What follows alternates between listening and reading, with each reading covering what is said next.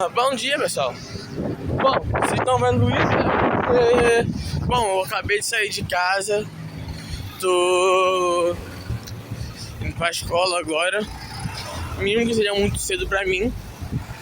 Vou parar, ficar um pouco por lá, dar uma conversada com os professores, tudo.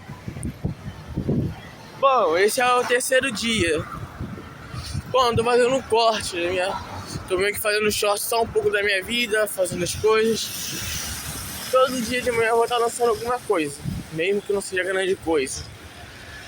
Bom, mas pra frente acho que eu vou fazer alguma coisa com o meu canal, com esse meu canal, gravar jogos, alguma coisa assim. Bom, eu acho que eu não tenho muita coisa pra falar hoje. Só desejo um bom dia para todos e que Deus esteja com vocês.